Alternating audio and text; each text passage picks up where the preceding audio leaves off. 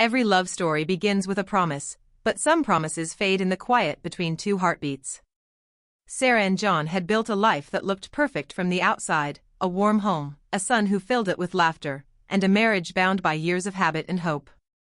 But beneath the calm surface lived a silence, the kind that doesn't make noise, but slowly erodes everything it touches. When loneliness finds its way into their home, it arrives not with anger, but with gentleness, in the form of Alex, a quiet man with kind eyes and an untold past. What begins as conversation becomes confession, and what feels harmless soon becomes dangerous. But this is not just a story of betrayal. It's a story about the cost of being unseen, the hunger to feel alive again, and the fragile art of forgiveness after love has broken.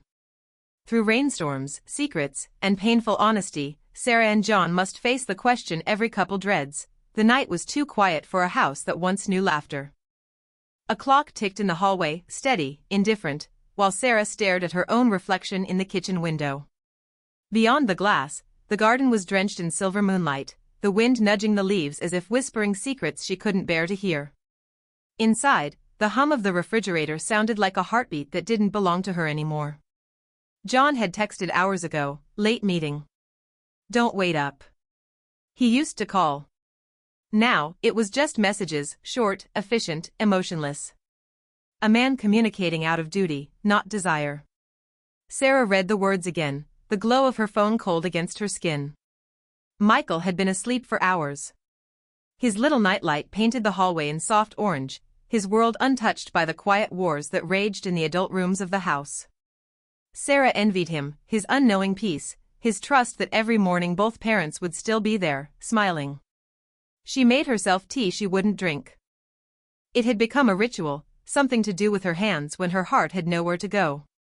That's when she heard the sound of footsteps outside, then the low creak of the back door. "Sorry, I didn't mean to startle you," a voice said, calm, familiar. It was Alex. The new hire. He worked the garden by day, handled the heavier chores, helped Michael with his little football games when John was busy. Always polite, always distant. A quiet presence in a noisy absence. But tonight, something about his calm unsettled her. "You're still here?" Sarah asked, surprised. He nodded, lifting a small wooden crate. "Forgot this by the fence. Didn't want the rain to ruin it." There was no rain, not yet. But she didn't correct him. Alex placed the crate down, brushing dirt from his hands. The scent of grass and cold air followed him in, faint but grounding. For the first time all day, Sarah felt like she wasn't disappearing. "You work too much," she said. He smiled slightly. "It keeps me from thinking too much." That line struck her deeper than she wanted it to. She laughed, soft, hollow. "I know that feeling." A silence stretched between them, long enough to be noticed. Then Alex nodded toward the teacup on the counter. "You're waiting for him?" Sarah hesitated. "I used to." That was all she said, but the words hung in the air, heavy and electric. Outside, thunder murmured on the horizon. Inside, something shifted, subtle, dangerous. She wanted to tell him to go, to lock the door behind him and pretend she hadn't felt that strange spark, that brief flicker of being seen. But loneliness has a sound, and tonight it sounded like footsteps not leaving. "Sit," she said before she could stop herself. He did. They talked, not like employer and employee, not even like man and woman, but like two people who had been silent for too long. He told her about the city he came from, the mother he'd lost young, the small apartment he lived in now, always too quiet. She listened, every word sliding past the walls she'd built. When he spoke, she felt the strange pull of honesty. Not romance, not yet. Just two kinds of emptiness recognizing each other. For the first time in months, Sarah laughed, a real laugh, one that startled her. Alex smiled, then looked away quickly, as if afraid to linger in that light too long. Outside, rain finally began to fall. A soft drizzle against the windows, like a heartbeat catching up. Sarah stood, her tea untouched, her pulse loud in her ears. "You should get going," she said. Alex nodded. But neither of them moved. In the glass, her reflection blurred with his, a trick of the light, a warning she didn't yet understand. When he finally left, Sarah locked the door and leaned her head against it. The wood was cool under her skin, grounding, steady. For a long time, she stayed there, listening to the rain, feeling the silence stretch between heartbeats. Something had shifted tonight. Not loud, not visible, but real enough that the house seemed to breathe differently. And deep inside, Sarah knew, whatever had started in that quiet moment, wasn't going to stay small for long. Morning arrived pale and slow, the kind of light that doesn't wake you so much as remind you you're still alive. Sarah stood by the window, watching the garden glisten under the night's rain. The air smelled of wet earth and quiet apologies. Alex was already outside, his figure steady, moving through the mist, pruning roses that leaned heavy with dew. From this distance, he looked harmless. Ordinary. Yet the memory of last night pressed like a thumbprint against her skin, small, invisible, impossible to forget. John was still asleep, or pretending to be. He'd come home after midnight, kissed Michael's forehead, and slipped into bed without a word. The scent of another world clung to him, office coffee, unfamiliar perfume, late-night fatigue. Sarah didn't ask where he'd been. She stopped asking months ago. Questions had become landmines, and she was tired of cleaning up after explosions. She brewed coffee and stared at the 2 mugs she'd poured, one for herself, one for him. The second stayed untouched, steam fading slowly like the last of her patience. When she stepped into the garden, Alex straightened. His shirt was damp, clinging to his shoulders, his hair darkened by rain. He smiled, not the kind of smile that invites, but one that acknowledges the weight in the air between them. "You should stay inside," he said. "You'll catch a cold." "I needed air," Sarah replied. They stood for a moment that lasted longer than it should have. The garden was alive with sound, the drip of water, the whisper of wind, but between them, everything was still. "You didn't sleep," he said quietly. "How do you know?" "You have the same eyes as me when I don't." Sarah wanted to laugh, but the truth of it ached. She changed the subject. "Michael likes having you around. He says you make the plants listen." Alex chuckled softly. Maybe they just like being noticed. There it was again, the quiet resonance of words that meant more than they should. Sarah found herself watching the curve of his mouth as he spoke, the way he looked at the world like it still surprised him. John used to look at her that way, before work swallowed his light, before silence became their shared language. The guilt came sharp and swift. She turned away, pretending to brush something off her sleeve. "Alex," she said finally, her voice lower than she meant. "About last night, it shouldn't have happened." "I know," he said. "It won't." But his tone betrayed him. It wasn't defensive. It was tender, like a man making a promise he already knew he couldn't keep. Sarah nodded, but neither of them moved. The pause stretched, fragile as glass. Somewhere inside the house, Michael's laughter broke the spell. She turned toward the sound, heart thudding. "I should go." Alex's eyes followed her for a moment before he looked away. "Of course." That evening, John came home earlier than usual. He brought flowers, yellow lilies, cheerful and scentless. "For you," he said, smiling too brightly. Sarah looked at the bouquet, then at him. "What's the occasion? Do I need one?" No, she thought. You need a reason. But she said nothing. She placed the flowers in a vase and watched the water ripple. John stood behind her, his hands resting on her shoulders like he was trying to remember how affection worked. "We should have dinner together tomorrow," he said. "Just us." Sarah forced a smile. "Sure." He kissed her cheek, and she flinched, not from disgust, but confusion. How could the same gesture feel so familiar and so foreign? That night, when John slept beside her, Sarah stared at the ceiling. The rain had started again, soft, relentless. She thought of Alex's hands, rough from work but careful when they held a leaf. She thought of the way he'd said it won't happen again, and how neither of them had really believed it. In the dark, her phone buzzed, one message, no name. "Did you sleep?" Sarah's breath caught. She didn't need to ask who it was. She typed, then erased, then typed again. Trying to. 3 words. Harmless on the surface. Dangerous underneath. The reply came a minute later. Me too. That was all. No confession, no suggestion, just the echo of what they both already knew. The line had been crossed. Not with a kiss, but with understanding. And sometimes, that's worse. The house had begun to speak in whispers. Not in voices, but in absences, the way John's phone now vibrated more than it rang, the way Sarah's smile had become a reflex she wore like foundation. 2 weeks had passed since that late-night message. Did you sleep? Me too. Simple words.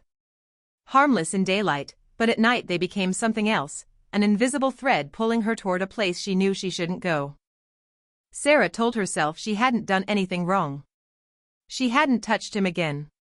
She hadn't said the words that turned thoughts into sins. But she knew better.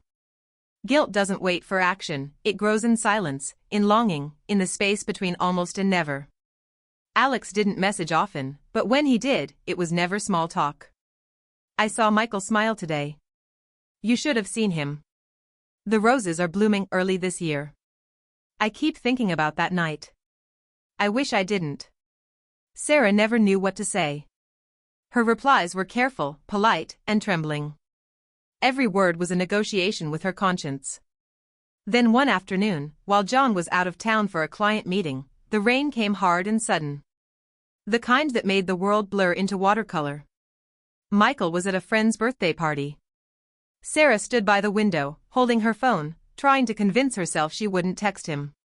The knock came before she decided. Alex, soaked to the skin, standing on the porch. Power's out at the shed, he said, breathless. I didn't want the tools to rust. She knew it was an excuse. He knew she knew. But she let him in anyway. Water dripped from his hair, tracing his jaw, his shirt clinging to his chest. Sarah felt her throat tighten. She went to hand him a towel, their fingers brushed, just once, and that was all it took. The kiss that followed wasn't careful. It wasn't accidental. It was the quiet breaking. When they pulled apart, the world seemed too still. The only sound was rain hammering the roof, relentless, merciless. Sarah stepped back, breath shaking. I can't, she whispered. I know, Alex said. His voice cracked. Neither can I. But neither of them moved. It wasn't a storybook moment, it was raw, wrong, terrifyingly human. She wanted him gone and wanted him closer, both at once.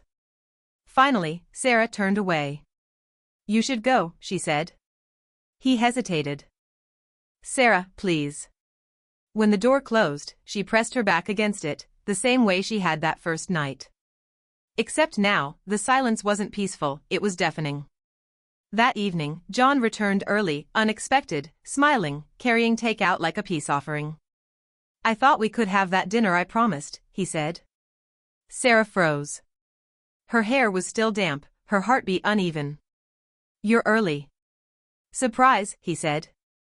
He kissed her cheek and didn't notice how she flinched. They sat together at the table. John talked about work, about a promotion on the horizon. His voice was animated, lighter than she'd heard in months. He looked almost like the man she used to love. But all Sarah could see was the raindrop stains still drying on the floor near the door, the one Alex had left behind. Are you okay? John asked. She blinked, startled. What? Yes, I'm fine. You've been somewhere else lately. The words landed heavier than he meant them to. I'm just tired, she said. John reached for her hand. His touch was warm, real. I miss you. She looked at him then, really looked, at the lines near his eyes, the way his thumb brushed her wrist, the trace of hope hidden under guilt. And for a moment, the truth almost escaped her lips. I've done something terrible. But then his phone buzzed. A woman's name lit up the screen. Who's that? She asked before she could stop herself. John's hand froze. Just a coworker. Her heart stuttered. The air thickened. He put the phone face down, voice steady. Let's not do this, Sarah. Do what? He didn't answer. The silence between them wasn't empty anymore, it was full, alive, dangerous. Two people, each hiding something, staring across a dinner table that suddenly felt like a battlefield. Outside, thunder rolled again, closer this time. Inside, something fragile began to splinter. And for the first time, Sarah realized she wasn't the only one keeping secrets. The next morning, sunlight broke through the curtains like an accusation. John had already left for work. His side of the bed was cool, untouched, as though he hadn't really slept there at all. Sarah sat up slowly, her chest heavy, the air thick with everything unsaid. The faint smell of his cologne lingered, mixing with rain from last night. It felt like living in the aftermath of two storms, one outside, one within. She walked to the kitchen. The house was still.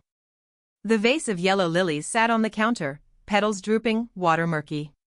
They looked how she felt, something once bright, now quietly dying. On the table lay John's phone charger. He'd forgotten it.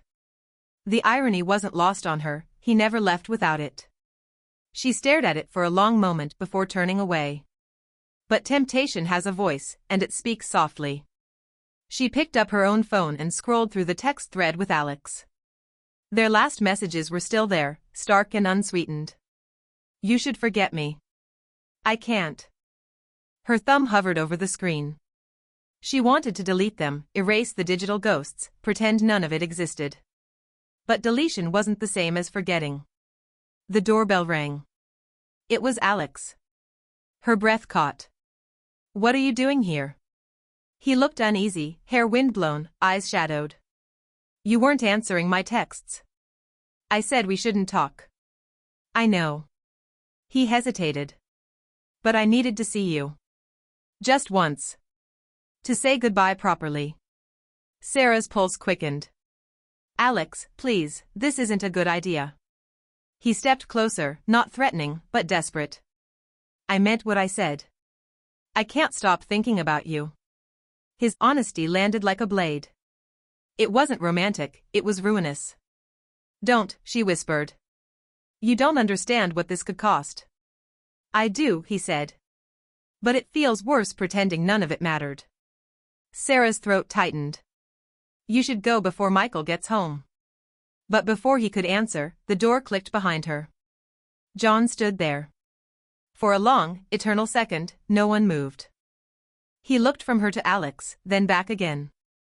The air went silent, thick as wet concrete. John's voice was calm, too calm. What's going on here? Sarah's mouth opened, but no words came. Her brain screamed for an excuse, any excuse, but none arrived. Alex stepped forward. Mr. Hale, John's tone sliced through the room.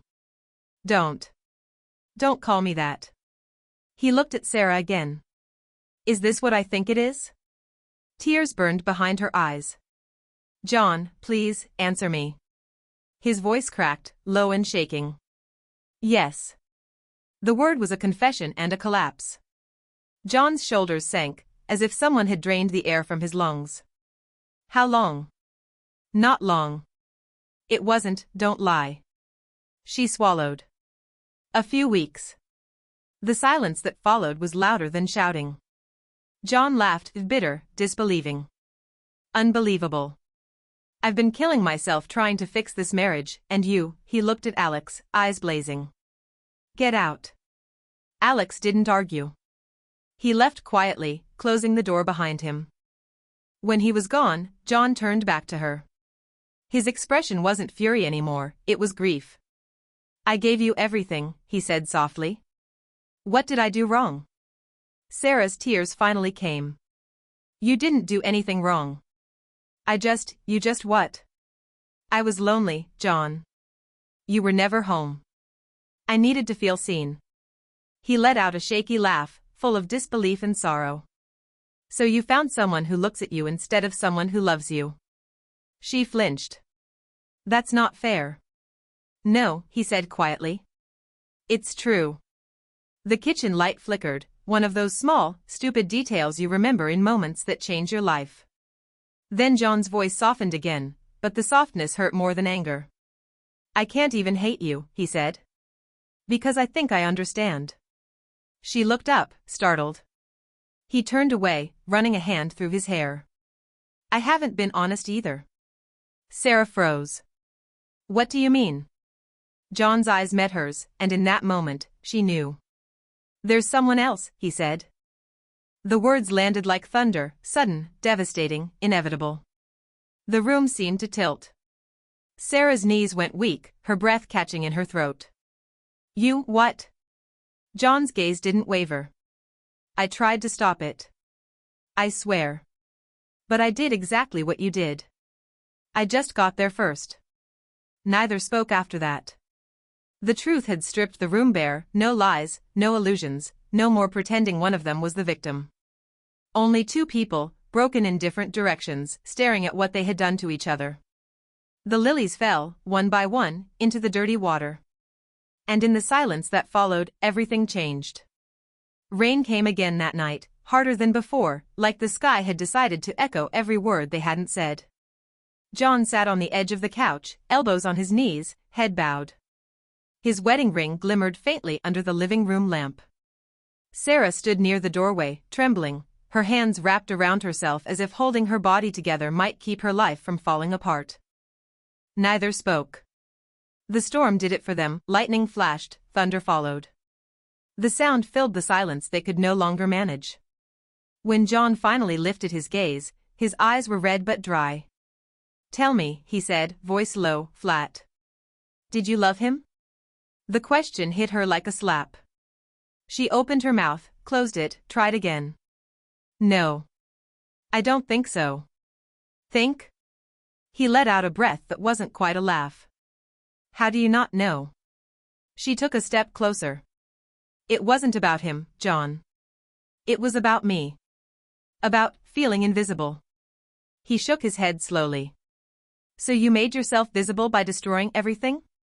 Her throat closed around the answer. I kept waiting, he said. For you to say something. Anything. You were distant for months. I thought maybe I could fix it. That's why, he stopped himself. Sarah whispered, that's why you found her. He didn't deny it. The wind howled through the window crack, carrying the faint smell of wet earth and betrayal. Her name's Lisa, he said at last. It started small. Coffee after late meetings. Talking about work. I told myself it didn't mean anything, until it did. Sarah nodded numbly. She felt no moral high ground, no righteous anger. Just the dull ache of symmetry, two people mirroring each other's mistakes. Did you love her? She asked. John hesitated. The pause was answer enough. She turned away, tears spilling silently. So that's it then. I don't know, he said. Is it? The question hung in the air between them, pulsing like a live wire. Michael's laughter drifted faintly from his room upstairs, a sound so pure it nearly broke them both. Sarah wiped her face. We can't do this to him, she said. I know. John's voice cracked for the first time. But how do we stay when we've already left? She looked at him, searching for something, anger, love, maybe both. Maybe by being honest. For once. He laughed bitterly. Honesty? That's what got us here. No, she said softly. Lies did. That shut him up. The lightning flashed again, cutting across his face, and for a fleeting second, he looked young, like the man she'd married, not the stranger she'd grown beside. She realized, with a pang that stole her breath, that she still loved him. Not in the naive, hopeful way she once had, but in the weary, complicated way people love those who have seen their worst and stayed anyway. I'm sorry, she whispered. John stared at her, eyes glistening now. Me too. It wasn't forgiveness yet. It was the faint outline of it, a shape that might become real if they didn't look away. He stood up, walked to the window, and for a long while, just watched the storm. Do you think we could start again? He asked finally. From the truth this time. Sarah moved closer, cautious. I don't know. But I'd like to try. The house was silent except for the rain, soft now, as if listening. John turned, meeting her eyes. Then we try, he said. A long pause, the kind that belongs to movies right before the ending. Alex is gone, she said, voice trembling. I told him not to come back. He nodded. Lisa too. They stood facing each other in the half-light, two wounded people choosing, despite everything, not to let go. Outside, thunder rolled one last time, distant now, fading. John reached out, uncertain, and touched her hand. She didn't pull away. Their fingers stayed there, not clasped, not entirely apart, just touching, like the fragile bridge between what was broken and what could be rebuilt. Neither of them said "I forgive you." Neither promised forever. But in the quiet between breaths, something shifted, an acceptance, small and human. They were no longer enemies, no longer lovers trapped in a lie. They were two survivors of the same storm, standing in its aftermath, drenched but still standing. And for the first time in a long, long while, that felt like enough. Dawn came pale and reluctant, spilling across the curtains like an apology. The storm had passed, but its fingerprints were everywhere, the soaked soil in the garden, the faint hum of water in the gutters, the scent of something washed clean but not yet dry. Sarah woke before the alarm. For a few seconds, she didn't move. The house was still, the kind of stillness that could mean peace or absence. Then she heard the low creak of the floorboards, John, downstairs. Alive, present, real. She sat up slowly, her mind tender as a bruise. Last night replayed in fragments, the storm, the tears, the half-whispered maybe. It hadn't been forgiveness, but it had been something close to mercy. In the kitchen, John stood barefoot, pouring coffee into 2 mugs. He didn't look up right away, just said quietly, "You're up early." "So are you." He nodded, pushing 1 mug toward her. Habit. They drank in silence. Not the brittle silence of the past, but a cautious one, 2 people learning how to breathe in the same room again. Outside, the world glowed with new light. The garden glistened, the air thick with the smell of wet grass. Alex's tools were gone, his shed empty, his name now just a ghost in memory. For the first time, Sarah didn't feel the ache when she thought of him. It wasn't gone, it had simply stopped hurting. John leaned against the counter, studying her face.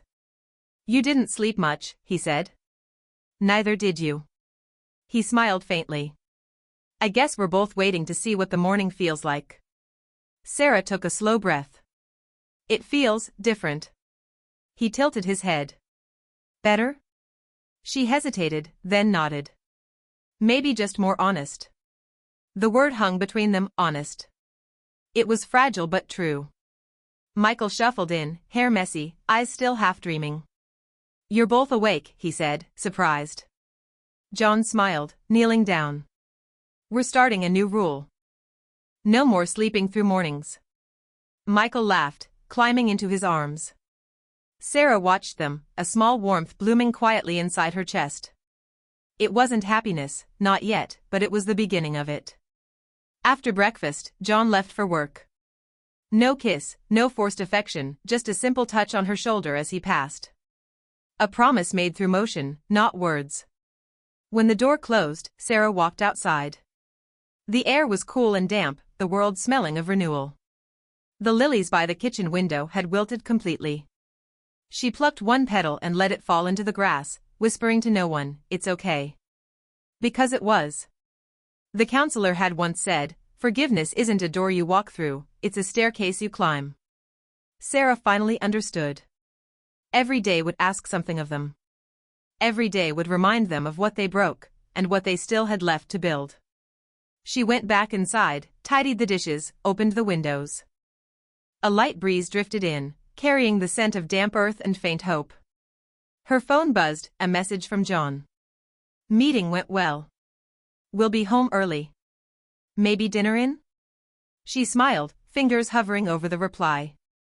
"Dinner sounds good. Simple. Ordinary. And somehow, miraculous." Later, as the sun leaned west, Sarah sat at the dining table with her journal open. For months it had been full of guilt and ghosts. Now she turned to a clean page. Today the storm passed.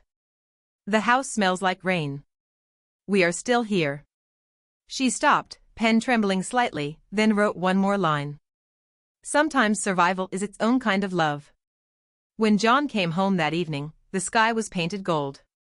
They set the table together, clumsy and quiet, and when their hands brushed, neither pulled away. Michael chattered about school, about his drawing of a rainbow that looked more like a comet. Sarah looked at John, and for the first time in a long while, saw not what they'd lost, but what they were still choosing. Dinner was simple: pasta, bread, soft laughter. No declarations, no dramatic forgiveness. Just 3 people sharing a meal in a house that had learned to be honest again. Later, after Michael slept, Sarah stepped outside once more. The air was cool, the stars faint through drifting clouds. She closed her eyes and whispered a thank you, to the silence, to the rain, to the small, stubborn love that refused to die. The world didn't owe her peace. But tonight, she'd found a little of it anyway. Inside, John called softly, "Come in, it's getting cold." She smiled, the sound of his voice no longer foreign. And as she turned back toward the warm light of the house, she realized something she hadn't felt in months: not certainty, not perfection, but the quiet, astonishing truth of staying. Every secret carries a weight, and sooner or later, it demands to be lifted. Sarah and John's story reminds us that love doesn't fall apart because of one mistake. It breaks when silence replaces honesty. Loneliness can make even good people do the wrong things, but real strength isn't in hiding our flaws, it's in facing them. Forgiveness isn't forgetting what happened, it's choosing to rebuild piece by piece, even when it hurts. In the end, truth may break what lies tried to protect, but it also gives us the only thing love truly needs to survive: a chance to begin again.